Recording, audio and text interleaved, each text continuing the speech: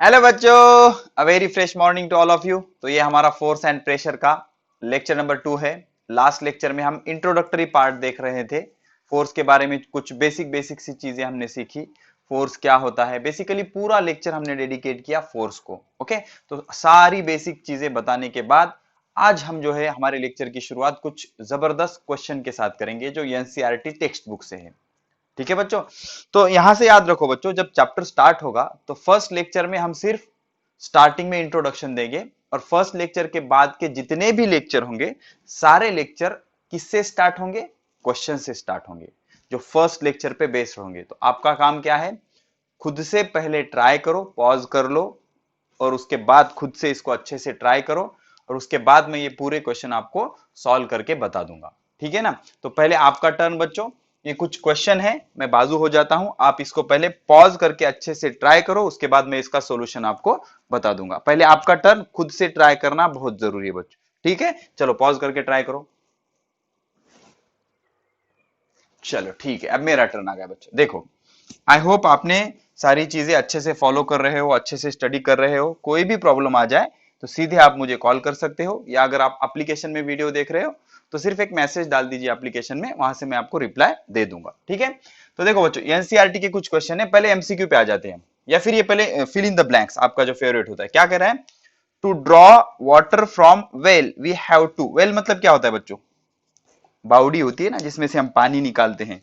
तो हमें वाटर पानी निकालना है, कुएं से पानी निकालना है, तो अपने को क्या करना पड़ेगा, रोप को पुल करना पड़ेगा ना, खींचना पड़ेगा। पुल ऐसे खींचेंगे ना हम उनको, तो रोप को हम क्या करेंगे, पुल। तो इसका आंसर क्या है, pull. We have to pull the rope, हमें रोप को क्या करना पड़ेगा, पुल करना पड़ेगा। ये सारी चीजें लिखनी चाहिए बच्चों, ठीक है ना। अब to move the loaded trolley we have to push, loaded trolley को हमें क्या करना पड़ेगा, पुश करना पड़ेगा। ऐसे पुल भी कर सकते हैं लेकिन नॉर्मली क्या करेंगे, हम पुश करेंगे। तो इसको हमें क्या करना पड़ेगा, पुश करना पड़ेगा।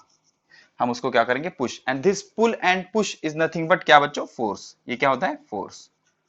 Answer is pull but this push and pull is nothing but force. Last lecture में हमने बहुत अच्छे से इसको एक्सप्लेन कर दिया था। ठीक है, अब एक फर्स्ट क्वेश्चन क्या कह रहा है, give two examples of push and pull to change the state of motion. Readymade example है बच्चों।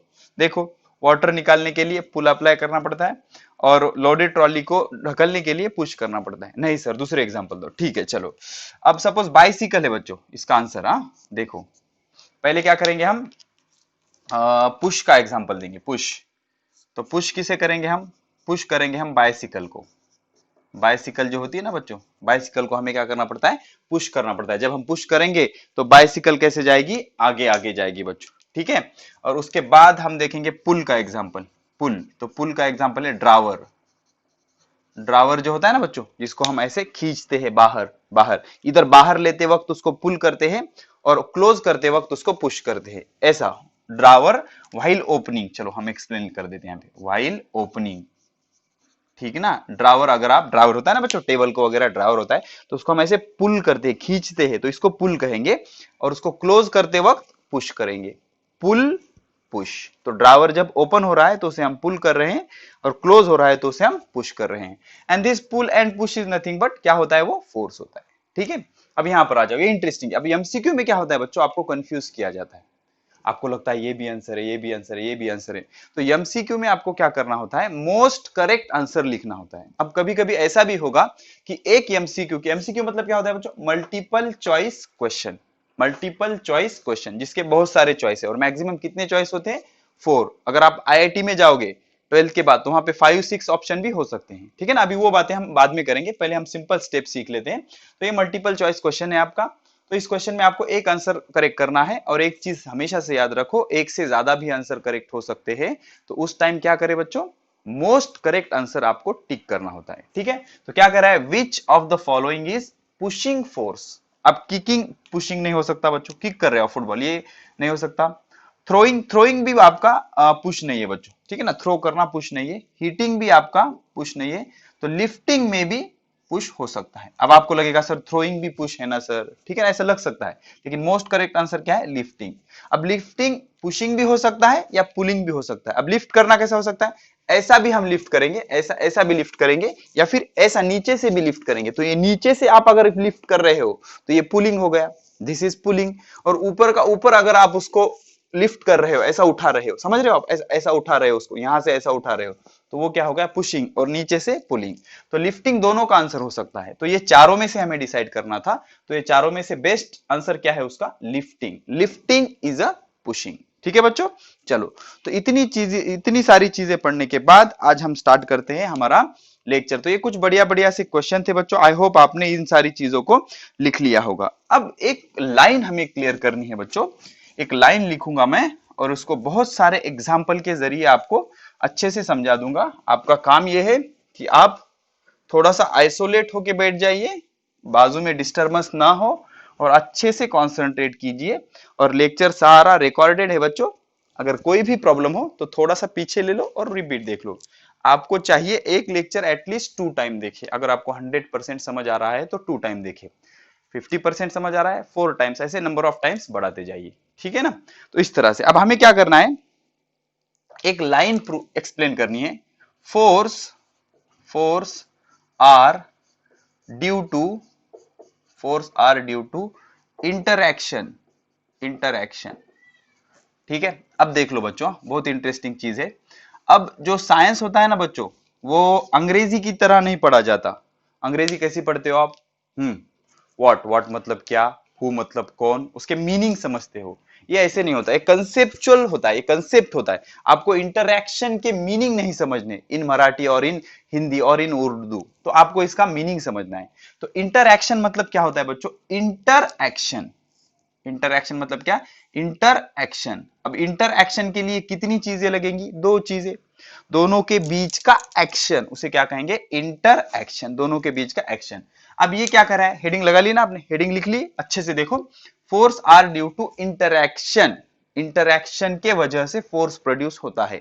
मतलब क्या होता है देख लो, इमेजिन करो ये सरफेस है बच्चों, इमेजिन करो दिस इज सरफेस या ग्राउंड है ये, ठीक है ना, ये सरफेस है या ग्राउंड है, और इस पे क्या है बच्चों, this is a car, suppose this is our beautiful सा कार, ठीक है ना, ओके, कौन सी भी कंपनी की हो सकती है बच्चों, ठीक है ना, ये हमारी कार है, ठीक है, suppose this is the car, okay. अब इसका हेड इधर ले लेते हैं, चलो ठीक है, this is the head and this is the tail, तो इधर ये पर्सन है बच्चों, ठीक है। अब ये कार रुकी हुई है, पर्सन भी रुका हुआ है, इसे हम ऑब्जर्वर कहते हैं, ओके। अब ये एक ऑब्जेक्ट हो गया हमारा, this is one object, physics में इसको ऑब्जेक्ट कहेंगे, ऑब्जेक्ट नंबर 1, इसे भी ऑब्जेक्ट कह सकते हो आप, दिस इज ऑब्जेक्ट नंबर 2, ये क्या होगा, ऑब्जेक्ट नंबर 2, ठीक है। अब हमें क्या एक्सप्लेन करना है, force are due to interaction. अब मुझे बताओ बच्चों, ये ऑब्जेक्ट 1 है, ये ऑब्जेक्ट 2 है, ये दोनों के बीच में इंटरएक्शन हो रहा है क्या, बिल्कुल नहीं। ये यहां पर रुका हुआ है, ये यहां पर रुका है, इसका इससे कोई लेना देना नहीं, इसका इससे कोई लेना देना नहीं, तो इनके बीच में कोई फोर्स है क्या, बिल्कुल नहीं। फोर्स प्रोड्यूस हो रहा है क्या, नहीं। अब हमने, अब ग्रेविटी वगैरह में मत जाओ, हम सीधी सिंपल सी एक्सप्लेनेशन बता रहे हैं आपको, ओके। अब ये क्या हुआ, ये सामने सामने आया और इसने इसको पुश करना शुरू किया ऐसा। अब जैसे ही पुश करना शुरू किया तो ये कार मूव होने लगेगी, क्या होने लगेगी, मूव। अब इसके पहले कार कैसी थी बच्चों, रेस्ट। कार की स्टेट क्या थी, रेस्ट। स्टेट क्या थी इसकी, रेस्ट थी, शुरू में इसकी स्टेट क्या थी, रेस्ट। अब इसने इसको पुश किया, क्या किया, पुश किया। अब पुश करने के बाद आफ्टर पुशिंग, ओके, पुश कर दिया, पुश करने के बाद अब स्टेट क्या हो गई, अब स्टेट क्या हो गई, कार मूविंग हो गई या मोशन में आ गई, ठीक है ना। तो हमने सीखा है, जो भी फैक्टर ऑब्जेक्ट का स्टेट चेंज करता है उसे हम फोर्स कहते हैं। तो यहां पर क्या हुआ, ये ऑब्जर्वर ने या ऑब्जेक्ट 2 ने इसको पुश करने के वजह से कार की स्टेट चेंज हो गई, रेस्ट से वो कैसे आ गया, मोशन में। तो that pushing is nothing but force, तो इसे हम क्या कहेंगे, फोर्स। तो क्या सीखना है यहां से, कि जो फोर्स प्रोड्यूस होता है वो प्रोड्यूस होता है बिकॉज ऑफ इंटरैक्शन। इंटरैक्शन, ये दोनों में इंटरैक्शन हुआ, interaction between two objects, interaction between two object, समझ रहे हो, इंटरैक्शन बिटवीन टू ऑब्जेक्ट। मतलब फोर्स प्रोड्यूस होने के लिए एटलीस्ट कितने ऑब्जेक्ट चाहिए, 2 ऑब्जेक्ट। जब दो ऑब्जेक्ट में इंटरैक्शन होगा तभी फोर्स प्रोड्यूस होगा। इंडिविजुअल ऑब्जेक्ट फोर्स जनरेट नहीं कर सकता। समझ रहे हो आप? तो फोर्स प्रोड्यूस करने के लिए एटलीस्ट क्या होना चाहिए, दो ऑब्जेक्ट के बीच इंटरेक्शन होना चाहिए। जैसे ही इसने इस कार पर इंटरेक्ट किया, ये कार मूव होने लगी। मतलब शुरू में कार कैसी थी, रेस्ट, अब कार कैसी है, मोशन में।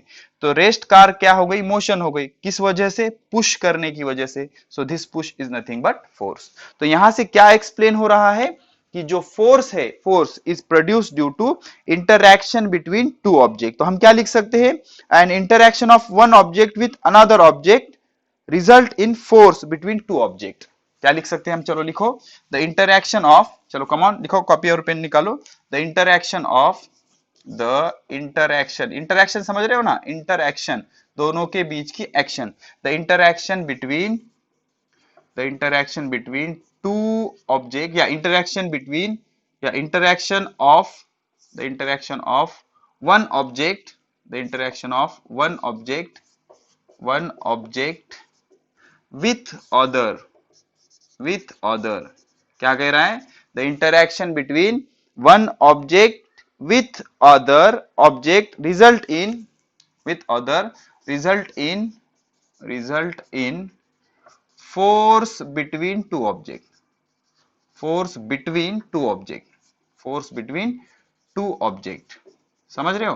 मतलब एक ऑब्जेक्ट ने दूसरे ऑब्जेक्ट्स के साथ इंटरेक्ट किया तो उन दोनों में क्या आ जाएगा, फोर्स आ जाएगा। क्या आ जाएगा, फोर्स आ जाएगा। जैसे अभी ऑब्जर्वर था, ऑब्जर्वर ने कार को पुश किया तो ऑब्जर्वर ने कार के साथ इंटरेक्ट किया तो स्टेशनरी कार मूव होने लगी, तो दोनों के बीच में क्या आ गया, फोर्स आ गया। अब इसके कुछ और एग्जांपल से आपको एक्सप्लेन करते हैं। अब example number first, example number first है बच्चों, आर्म रेसलिंग। आर्म रेसलिंग पता है, आर्म रेसलिंग, ठीक है ना, आर्म रेसलिंग। आर्म रेसलिंग मतलब पंजा लड़ाना, पंजा लड़ाना। इसमें क्या होता है बच्चों, दो पर्सन क्या करते हैं, एक दूसरे को ऐसा पंजा लड़ाते हैं। अब पंजा लड़ाना हमेशा दो पर्सन में होता है, एक में नहीं। एक ही ऐसा ठहर रहा है और यूं ऐसा ऐसे कर रहा है, ऐसा होता है क्या बच्चों, नहीं। दो लोग होते हैं ना, दो लोग ऐसे पंजा लड़ाते हैं बच्चों। तो एक इधर पुश करता है, एक इधर पुश करता है। तो जिसका भी ज्यादा फोर्स होगा उस तरफ वो पंजा पुश हो जाएगा और इधर मोशन हो जाएगी। तो दोनों का अगर फोर्स इक्वल है तो वो सेंटर में रहेंगे। अगर समझो ये लेफ्ट वाले का ज्यादा फोर्स है तो ये कुछ इस तरह से इसको ऐसे नीचे गिरा देगा, और जैसे ही वो जमीन को टच करेगा तो ये वाला पर्सन जीत जाएगा। अगर ये वाला फोर्स ज्यादा होगा तो ये इसको ऐसे ढक लेगा, ऐसे ढक लेगा और इसको जमीन पे टच करा देगा। तो ये अगर जमीन पे टच करा दिया तो ये विनर होगा, ठीक है ना। तो यहां पर भी कितने ऑब्जेक्ट है, दो ऑब्जेक्ट है। तो दो ऑब्जेक्ट एक दूसरे के साथ इंटरैक्ट कर रहे हैं, तब क्या जनरेट हो रहा है, force. So such example is arm wrestling. अब इसका जो सेकंड एग्जांपल है बच्चों, two wrestling applying force, two wrestlers applying force on each other. Two wrestlers, two wrestlers applying, applying force on each other. बताऊंगा अभी, घबराइए मत, फोर्स ऑन ईच अदर। अब देख लो, आपने सुल्तान मूवी देखी है बच्चों, सुल्तान, सुल्तान का वार है, सुल्तान का वार से कोई नहीं उठ सकता, ठीक है ना। वो लोग क्या करते हैं, एक रेसलर दूसरे रेसलर को ऐसे पकड़ के उठा के पटक देता है। तो एक रेसलर दूसरे रेसलर पे फोर्स अप्लाई कर रहा है, ठीक है ना। तो एक रेसलर वन ऑब्जेक्ट, दूसरा रेसलर सेकंड ऑब्जेक्ट। तो एक ऑब्जेक्ट दूसरे ऑब्जेक्ट पे इंटरैक्ट कर रहा है, तभी क्या एक्ट होता है, फोर्स एक्ट होता है। क्या एक्ट होता है, फोर्स एक्ट होता है। या दंगल मूवी देखी होगी आपने, लास्ट में 5 पॉइंट का दाव देखी है, नहीं, ठीक है ना। तो वो जो उसको पकड़ के ऐसे उठा के पटक देती है, तो एक रेसलर दूसरे रेसलर पे फोर्स अप्लाई करता है। तो अब फोर्स के इंटरेक्शन के लिए कितने ऑब्जेक्ट चाहिए, दो। एक ऑब्जेक्ट जब दूसरे ऑब्जेक्ट से इंटरेक्ट होगा तभी क्या जनरेट होगा, फोर्स जनरेट होगा। या फिर अभी ये सब बॉयज के एग्जाम्पल हो गए, गर्ल्स का एग्जाम्पल लेते हैं। गर्ल्स पुशिंग ईच अदर या pulling each other, girls pulling each other. अब क्यों, वो फुगड़ी टाइप का कुछ रहता है ना बच्चों, वो दो लोग ऐसे पकड़ते हैं, ऐसे गोल घूमते हैं, ठीक है ना। व्हाट इट इज कॉल्ड, फुगड़ी ना। तो वो जो खेलते हैं ना, तो एक गर्ल दूसरे गर्ल को पुल कर रही है। तो मिनिमम कितने गर्ल्स चाहिए, दो गर्ल्स। तो एक गर्ल एक ऑब्जेक्ट, दूसरा गर्ल दूसरा ऑब्जेक्ट, तो दोनों एक दूसरे को पुल कर रहे हैं। तो दोनों दो ऑब्जेक्ट में इंटरेक्शन हो गया और क्या जनरेट हुआ, फोर्स, ठीक है बच्चों। अब इसका और एक example, interaction between man and cow. Okay, interaction between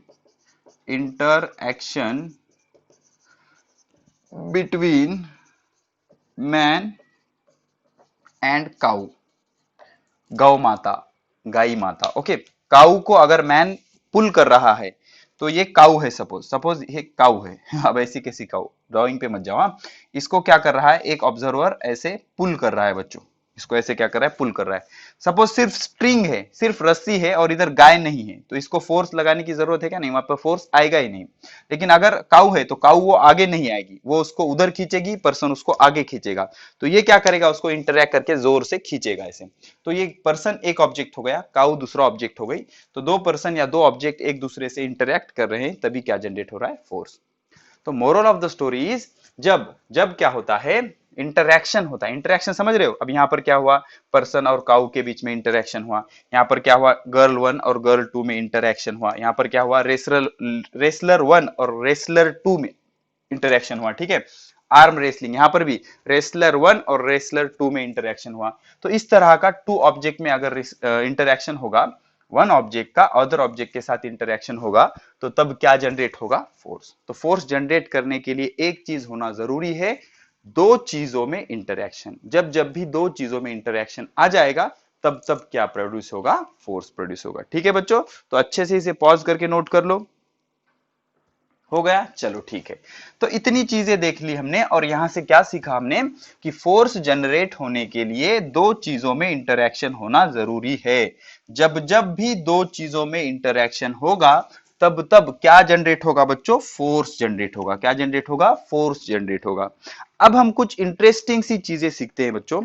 एक चीज याद रखो, हम जो फिजिक्स में चीजें मेजर करते हैं, फिजिक्स, अब हमने लास्ट लेक्चर में पढ़ा था, फिजिक्स में हम क्या पढ़ते हैं, नेचर, याद आ रहा है कुछ, नेचर, और क्या पढ़ते हैं, नेचुरल फिनोमिनॉन, समझ रहे हो ना, नेचर एंड नेचुरल फिनोमिनॉन, समझ रहे हो, nature and natural phenomenon. Phenomenon मतलब क्या होता है बच्चों, प्रोसेस, प्रक्रिया, जो कुछ भी प्रोसेस होते हैं। और नेचर में कौन कौन से प्रोसेस होते हैं बच्चों, blowing of wind, blowing of wind, हवा का बहना, ओके, या फिर क्या कहते हैं उसे हम, ओके, लाइटनिंग, बिजली चमकना, लाइटनिंग, समझ रहे हो, लाइटनिंग नेचर में होती है ना, मैन थोड़ी कंट्रोल कर सकता है उसको। ब्लोइंग ऑफ वाइंड, हवा का बहना बहना, लाइटनिंग, बिजली चमकना, या फिर रेनफॉल, रेनफॉल, रेनफॉल, समझ रहे हो, पानी का गिरना, या फिर रेनबो, रेनबो, रेनबो, समझ रहे हो बच्चों, ये सारी चीजें आप यहाँ से स्लो स्लो स्लो हर एक अलग अलग स्टैंडर्ड में पढ़ते जाओगे, रेनबो।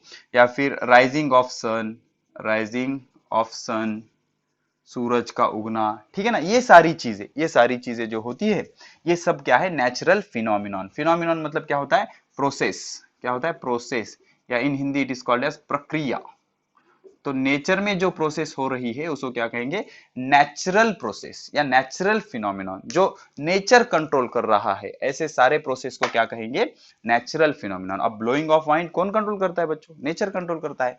लाइटनिंग नेचर कंट्रोल करता है, रेनफॉल नेचर कंट्रोल करता है, रेनबो, रेनबो 7 कलर का होता है ना बच्चों, तो रेनबो कौन कंट्रोल करता है, नेचर कंट्रोल करता है। राइजिंग ऑफ सन कौन कंट्रोल करता है, नेचर कंट्रोल करता है।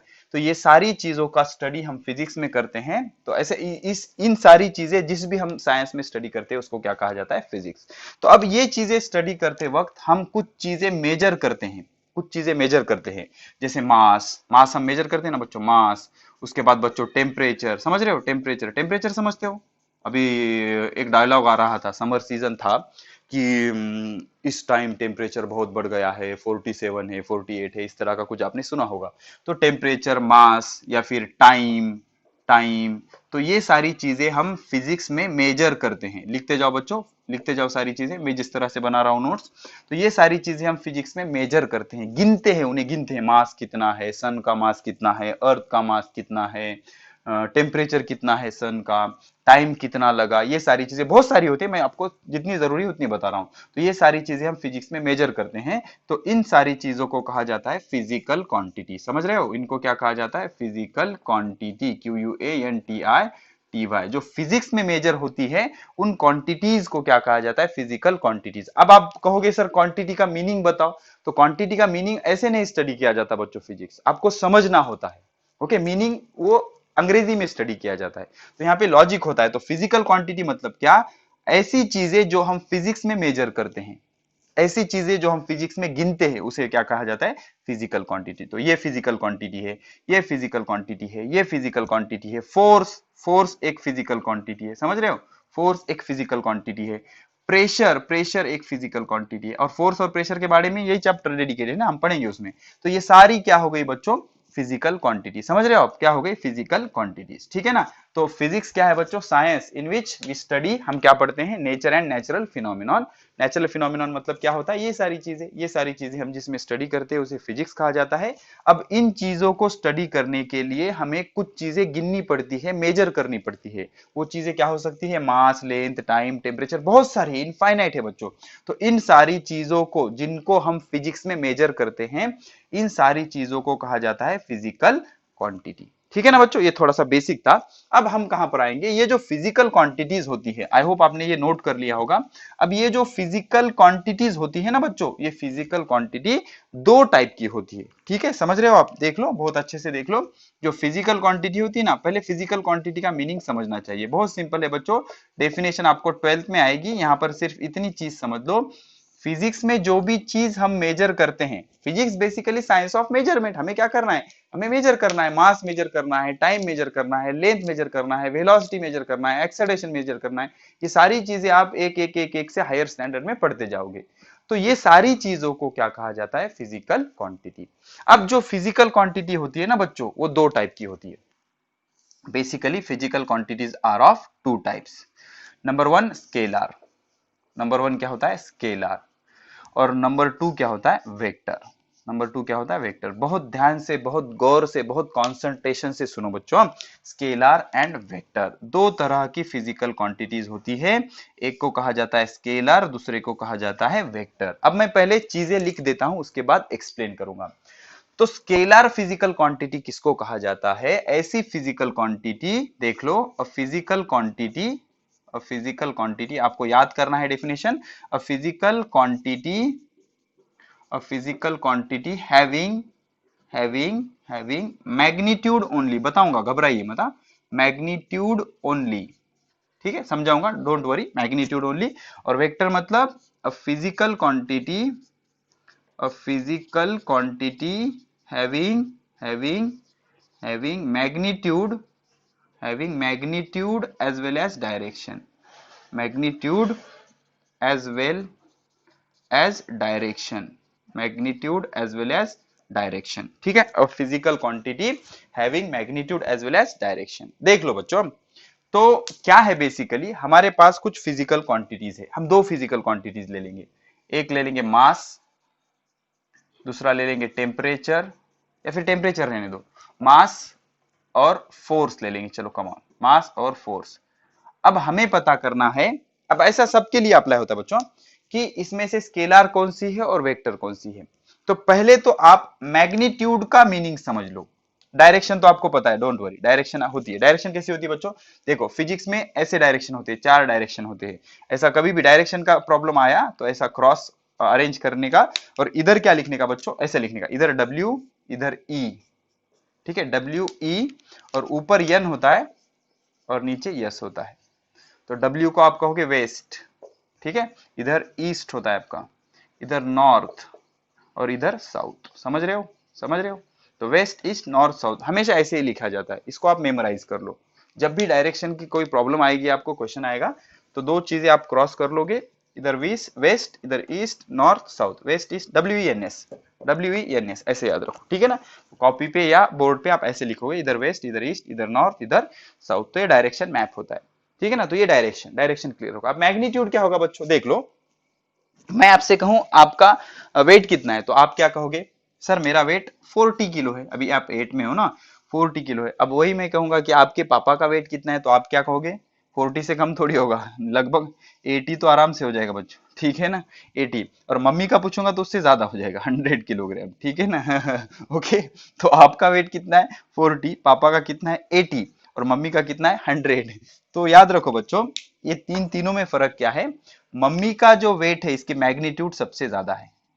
मैग्नीट्यूड मम्मी के वेट की सबसे ज्यादा है, उससे कम किसकी है, पापा की, और सबसे कम किसकी है, आपकी। और अगर आपका छोटा भाई होगा तो उसका कितना होगा, 20 किलोग्राम। तो ये 20 किलोग्राम आपके छोटे भाई के वेट की मैग्नीट्यूड है।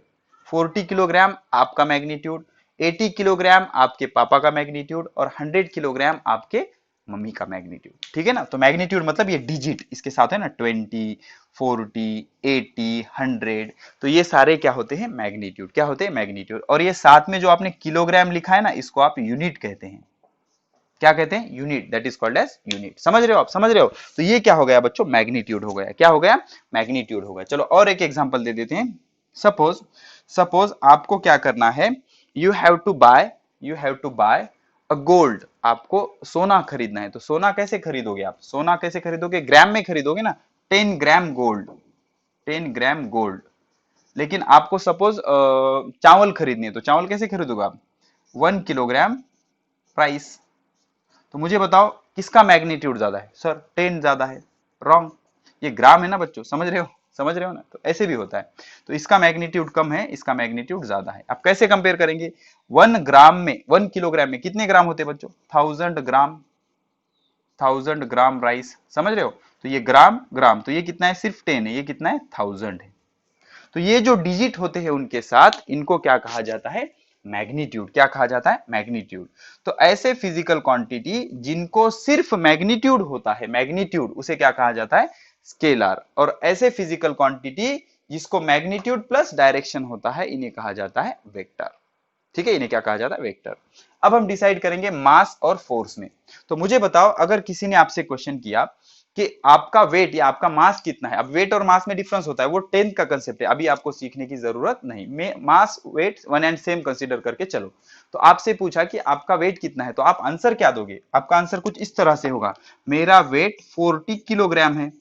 तो आप सिर्फ मैग्नीट्यूड बता रहे हो ना, 40, और ये किलोग्राम तो यूनिट होता है बच्चों, इसका कोई लेना देना नहीं, डायरेक्शन से इसका लेना देना नहीं। स्केलर और वेक्टर दोनों को यूनिट हो सकता है, डजंट मैटर। ओके, तो आपका आंसर क्या रहेगा, 40 किलोग्राम। तो आप यहां पर कोई डायरेक्शन बता रहे हो क्या, नहीं। तो इस फिजिकल क्वांटिटी को, जिसका नाम है मास, सिर्फ मैग्नीट्यूड है बच्चों, यूनिट भी होगा साथ में, डजंट मैटर। हाँ, तो इसको सिर्फ मैग्नीट्यूड है, तो ये क्या हो जाएगी, स्केलर।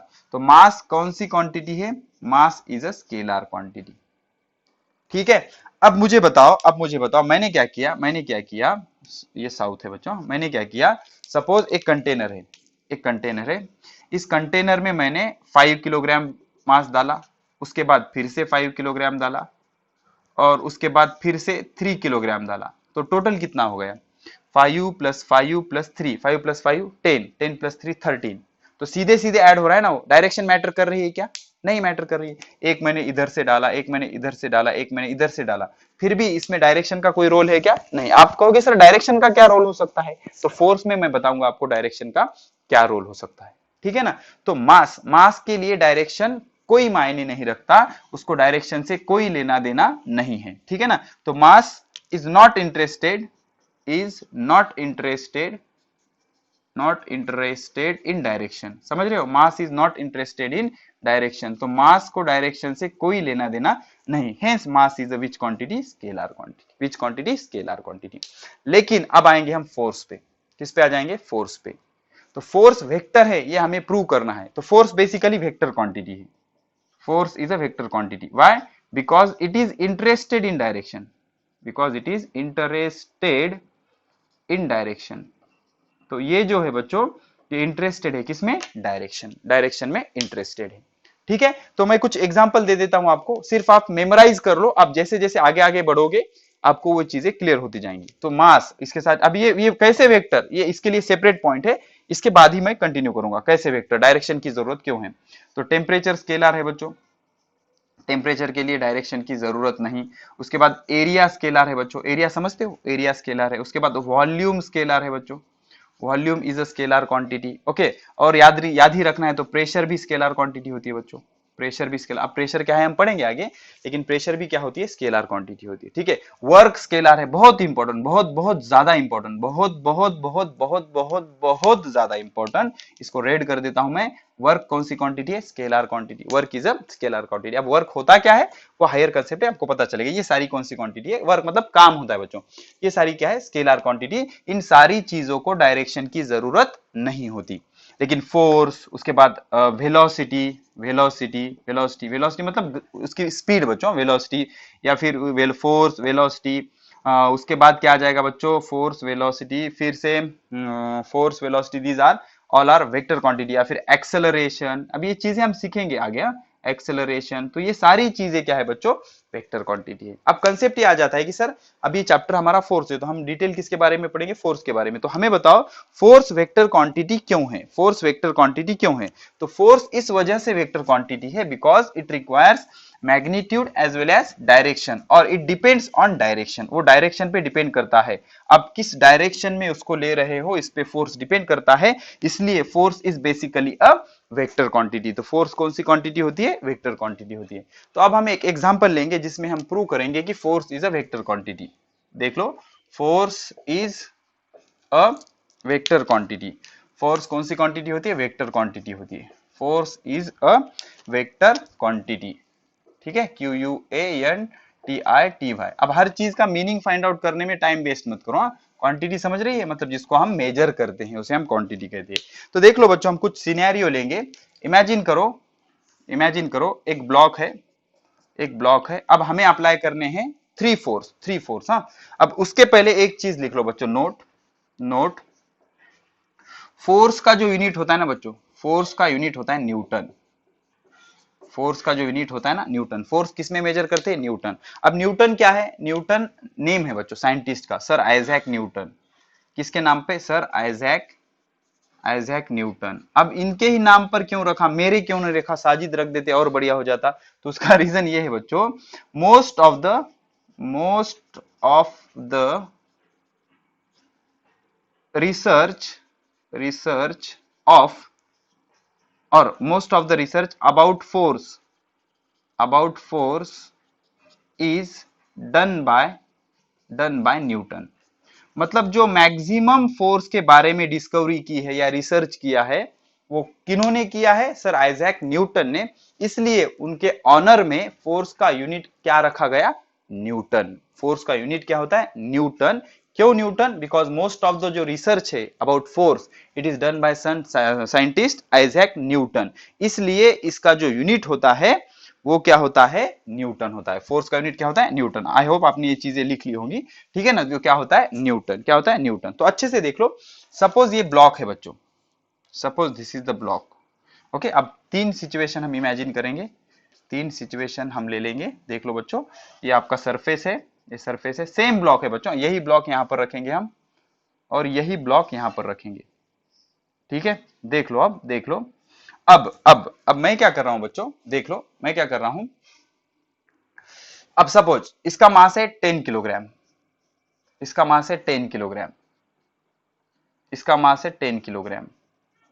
अब मैंने क्या किया, यहां पर 5 किलोग्राम रखा, ठीक है। दूसरे केस में यहां पर 5 किलोग्राम रखा, तीसरे केस में यहां पर 5 किलोग्राम रखा।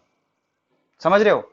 तो बताओ इसका टोटल मास कितना हुआ, इसका टोटल मास कितना हुआ 15, इसका टोटल मास कितना हुआ 15, इसका टोटल मास कितना हुआ 15। तो अब मैंने जो दूसरा मास रखा था वो किस डायरेक्शन में रखा, इससे मास को कोई लेना देना नहीं है। फिर से रिपीट करता हूं, सेकंड मास जो मैंने रखा 5 वाला, वो किस डायरेक्शन में रखा, इससे इस वाले को कोई लेना देना नहीं। हर बार क्या हो रहा है, उनका एडिशन हो रहा है। तो इससे क्या प्रूव होता है कि मास जो होता है उसे डायरेक्शन से कोई लेना देना नहीं।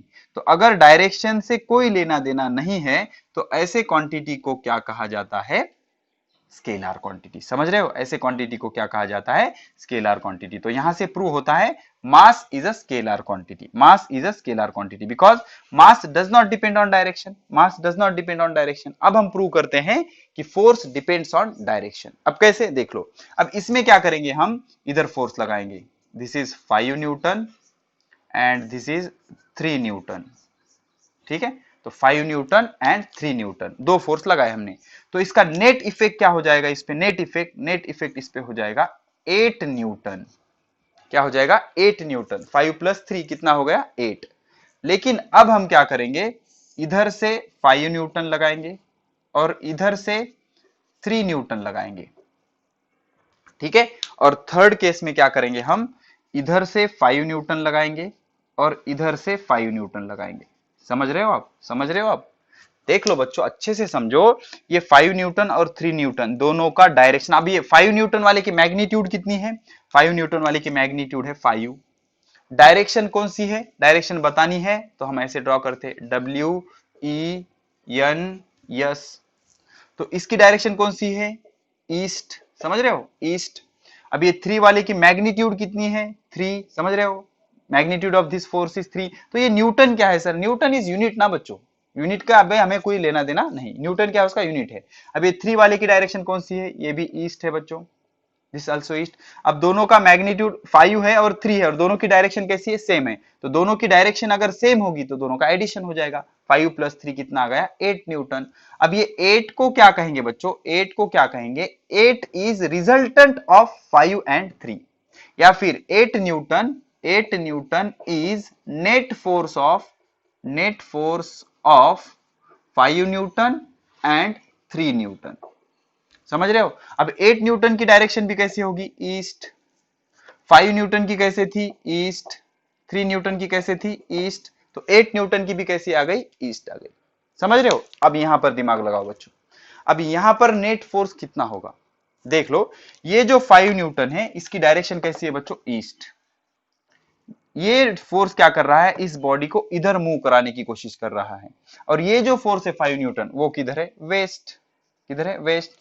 तो दोनों एक दूसरे से कैंसिल हो जाएंगे बच्चों, दोनों एक दूसरे से कैंसिल हो जाएंगे, समझ रहे हो ना, दोनों एक दूसरे से क्या हो जाएंगे, कैंसिल हो जाएंगे। अब इसके लिए एक बेस्ट एग्जांपल है बच्चों, टग ऑफ वॉर, एक खेल होता है बच्चों, टग ऑफ वॉर, याद है ना, टग ऑफ वॉर समझते हो, कभी खेला है आपने, टग ऑफ वॉर, जिसे रस्सी खेच भी कहते हैं, क्या कहते हैं, रस्सी खेच। देख लो बच्चों, अगर एक रस्सी होती है कुछ इस तरह की, इधर नंबर ऑफ स्टूडेंट्स या नंबर ऑफ पर्संस इधर ऐसे होते हैं, तो ये इनको इधर पुल कर रहे होते हैं और इधर कुछ होते हैं, ठीक है, तो इस तरह से, इस तरह का अरेंजमेंट होता है। अब इमेजिन करो, ये इसको इधर खींच रहे हैं, ये इसको इधर खींच रहे हैं, अब इधर भी 3 है और इधर भी 3 है, तो इधर का फोर्स, समझ रहे हो, इन तीनों का फोर्स इधर होगा और इन तीनों का फोर्स इधर होगा।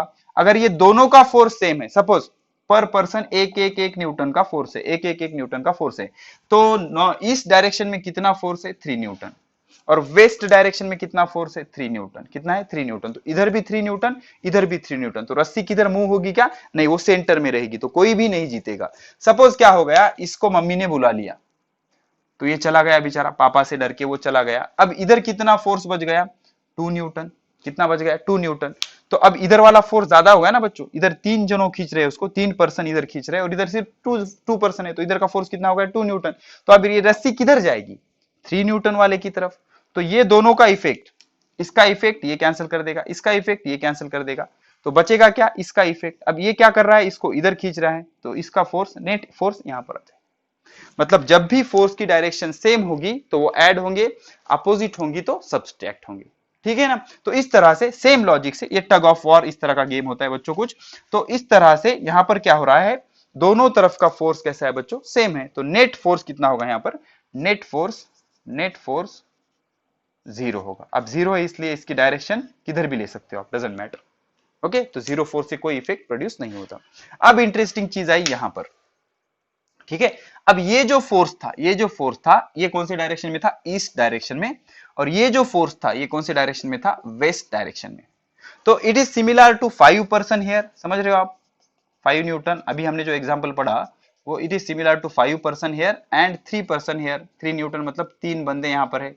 तो अब क्या होगा बच्चों, ये तीनों इसको इधर ढकल रहे, सॉरी ओके, इसको इधर ढकल रहे, ये इसको इधर ढकल रहे, तो क्या होगा बच्चों, इसका इफेक्ट ये कैंसिल कर देगा, इसका इफेक्ट ये कैंसिल कर देगा, इसका इफेक्ट ये कैंसिल कर देगा। अब बचे कितने, 2, तो ये दो लोग क्या कर रहे हैं, इसको इधर ढकल रहे, तो इसका नेट कितना आएगा, 2 न्यूटन, और किधर आएगा, ज्यादा वाले फोर्स की तरफ रिजल्टेंट होता है बच्चों, तो ये ईस्ट की तरफ आएगा, किधर आएगा, ईस्ट डायरेक्शन में आएगा, समझ रहे हो लॉजिक।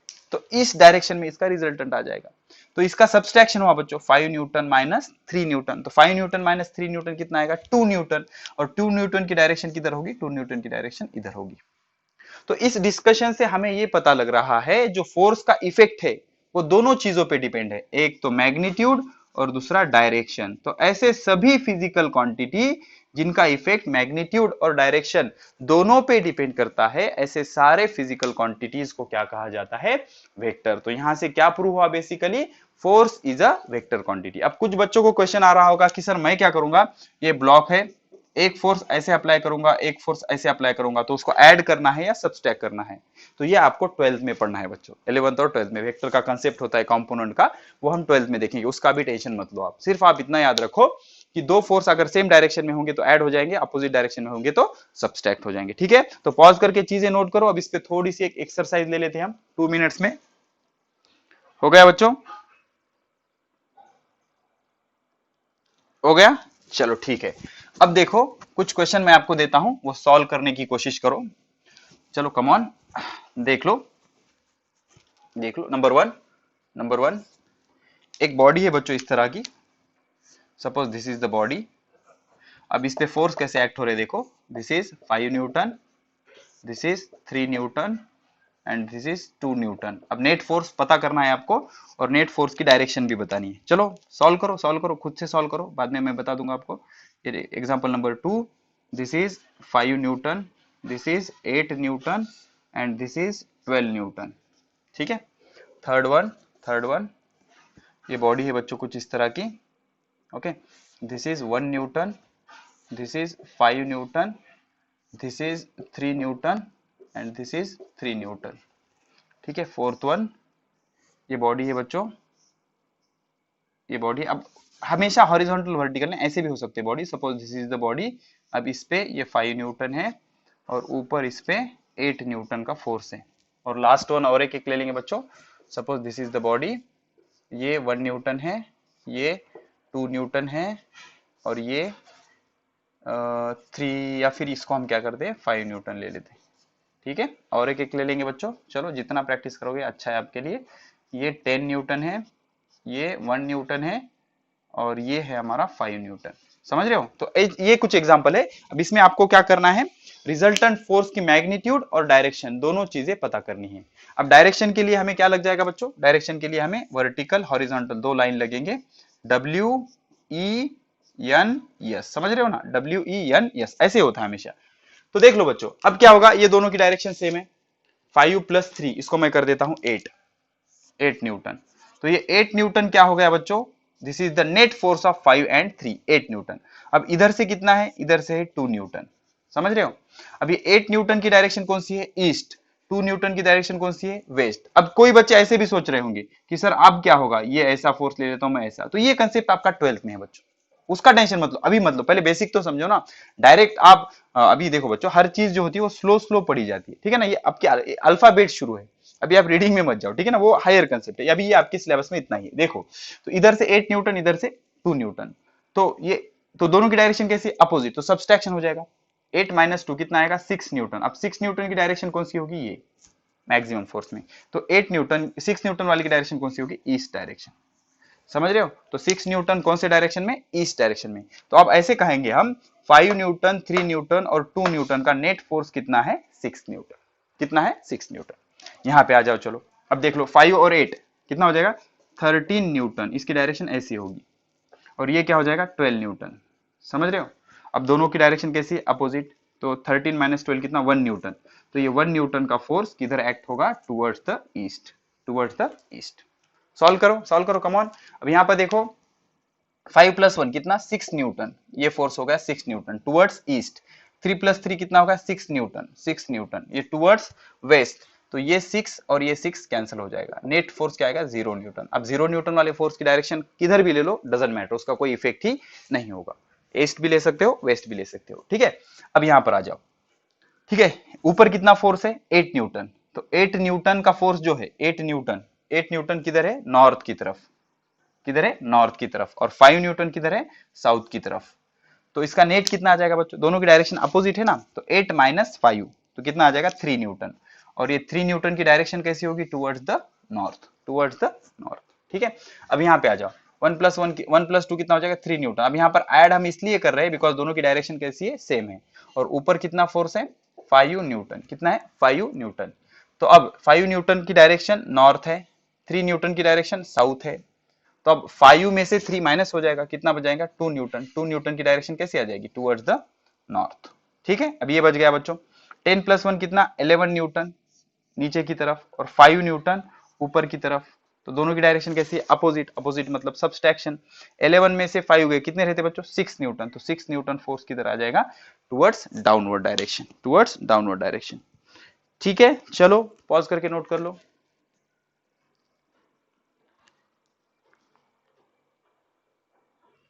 ठीक है, अब एक लाइन लिखो बच्चों, एक लाइन लिखो, if many force acting on the body. ठीक है, अब ये हमने क्या किया? रिजल्टेंट फाइंड आउट किया। If many forces acting on the body simultaneously, if many force acting on body simultaneously मतलब एक ही बार में, at a time, one at a time. ठीक है ना, अगर बहुत सारे फोर्स एक ही बार बॉडी पे अप्लाई हो रहे हैं तो the net effect is due to resultant force. समझ रहे हो? Resultant force. तो जो नेट इफेक्ट होगा वो किस वजह से होगा? रिजल्टेंट फोर्स की वजह से। अगर एक ही बार में बहुत सारे फोर्स बॉडी पर एक्ट हो रहे हैं तो नेट इफेक्ट किस वजह से होगा? Resultant force, resultant force. अब इसका बेस्ट एग्जांपल समझ लो हमने क्या किया? डोर है बच्चों, कुछ इस तरह का डोर है, इमेजिन करो डोर है। अब वन पर्सन इस डोर को इधर ढकल रहा है और दूसरा आपका फ्रेंड इस डोर को इधर ढकल रहा है। तो इसका फोर्स है 5 न्यूटन और इसका भी फोर्स है 5 न्यूटन। तो अब डोर पे फोर्स तो एक्ट हो रहा है ना, तो इफेक्ट किस वजह से? 5 न्यूटन की वजह से, या इस 5 न्यूटन की वजह से। इसे कहते थे हम फोर्स F1, इसे कहते थे हम फोर्स F2। अब हमने क्या ऑब्जर्व किया? डोर तो मूव ही नहीं हो रहा, किधर भी नहीं जा रहा, इधर भी नहीं जा रहा, इधर भी नहीं जा रहा। इसका रीजन क्या है? इसका जो इस डोर पे जो नेट इफेक्ट होगा, नेट फोर्स की वजह से होगा। तो नेट फोर्स कितना होगा? नेट फोर्स देख लो बच्चों, ये 5 न्यूटन टुवर्ड्स ईस्ट, ये डब्ल्यू ईस्ट, और ये 5 न्यूटन टुवर्ड्स वेस्ट। तो दोनों की डायरेक्शन कैसी? अपोजिट, तो कैंसिल हो जाएंगे ना। तो फोर्स कितना है? 0 न्यूटन। तो रिजल्टेंट इफेक्ट क्या होगा कि इस डोर पे जो नेट फोर्स है, नेट फोर्स कितना होगा? 0। इस वजह से डोर किधर भी मूव नहीं होगा। ठीक है बच्चों, इस तरह से ये चीजें होती है। तो एक से ज्यादा फोर्स अगर बॉडी पे एक्ट हो रहे हैं तो इफेक्ट किस वजह से हो जाएगा? Net force. और कुछ एग्जांपल लेंगे बच्चों, मजा आ रहा है? देख लो, suppose this is the body, this is the body. अब इस पे इधर फोर्स लेंगे हम 10 न्यूटन और इस पे हम ले लेंगे 100 न्यूटन। तो इसका नेट इफेक्ट क्या होगा? जल्दी जल्दी बताओ आप। इधर 10 इधर 100, तो ये बड़ा है ना, तो इधर के डायरेक्शन में 90 न्यूटन। समझ रहे हो? ये 10 10 कैंसिल हो गए और 90 न्यूटन हो गए। ठीक है, अब ये क्या हो गया? 90 न्यूटन, 10 न्यूटन और 100 न्यूटन का रिजल्टेंट हो गया। अब सपोज जल्दी जल्दी बताओ, ये हो गया आपका 100 न्यूटन, ये हो गया आपका 100 न्यूटन और ये हो गया आपका 50 न्यूटन। कितना न्यूटन? 50 न्यूटन। इसका रिजल्टेंट बताओ। 100 प्लस 100 200, इधर के डायरेक्शन में 200, इधर के डायरेक्शन में 50, 250। तो 200 में से 50 माइनस हो गया तो क्या हो गया? 150 न्यूटन। समझ रहे हो? 150 न्यूटन। मतलब ये दोनों का आंसर कितना था? 200 न्यूटन इधर के डायरेक्शन में। तो ये 200 में से 50 माइनस हो गया तो बचा कितना? 150, और 150 की डायरेक्शन ये होगी। अब यही एग्जांपल ऐसे होता बच्चों, देख लो इधर से होते, ये 100 न्यूटन और ये 100 न्यूटन, ये सारी चीजें लिखते जाओ बच्चों। और ये 50 न्यूटन होता, ये क्या होता? 50 न्यूटन। तो अब क्या होता? 100 100 200 और ये 50, तो अब 150 ये डायरेक्शन में आ जाता, 150 न्यूटन ये डायरेक्शन में आ जाता। समझ रहे हो? अब मुझे बताओ, ये 150 और ये 150 सेम है क्या? नहीं। वाई? बिकॉज दोनों का मैग्नीट्यूड सेम है लेकिन डायरेक्शन अपोजिट है। यही वेक्टर का मजा होता है बच्चों। इसका जो डायरेक्शन है वो टुवर्ड्स द डब्ल्यू ईस्ट है, इसका डायरेक्शन जो है टुवर्ड्स द वेस्ट है। तो ये 150 और ये 150 सेम है क्या? नहीं, अलग अलग है। इसकी डायरेक्शन अलग है, इसकी डायरेक्शन अलग है, तो दोनों का इफेक्ट अलग होगा। क्या इफेक्ट होगा? इसकी वजह से बॉडी इधर मूव होगी, इसकी वजह से बॉडी इधर मूव होगी। ठीक है, तो इस तरह से होता है बच्चों फोर्स। ठीक है, आई होप आपको ये चीजें समझ रही होंगी। अब नेक्स्ट लेक्चर की शुरुआत में हम ऐसे बहुत सारे एग्जांपल लेंगे। आपको करना ये है, ऑल नोट सेक्शन में जाइए हमारे एप्लीकेशन ऐप में, और उसमें ऑल नोट्स के बहुत सारे एग्जांपल वगैरह इससे रिलेटेड आप पढ़ लीजिए, या फिर कोई प्रॉब्लम है तो मुझे कॉल भी कर सकते हो। जो आपको स्टडी मटेरियल दिया गया है उसको अच्छे से बार बार रिवाइज करो, हर रोज पढ़ो, फॉर्मूला नोटबुक बनाओ, और बाकी चीजें और क्या क्या करना है मैं नेक्स्ट लेक्चर में आपको बता दूंगा। ओके, तो तब तक पढ़ाई करते रहे। All the very best. जल्दी मिलते हैं लेक्चर नंबर 3 में।